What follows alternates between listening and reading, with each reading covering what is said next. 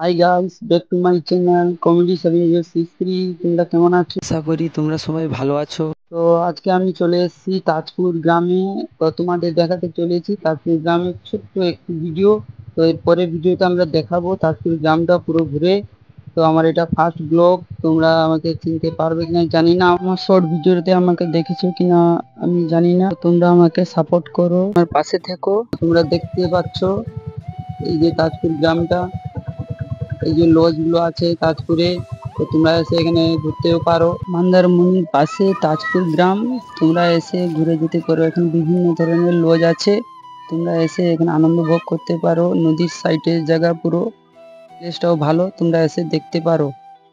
তো বন্ধুরা, ভিডিওটা কেমন লাগলো? যদি ভালো লেগে থাকে লাইক কমেন্ট শেয়ার করো।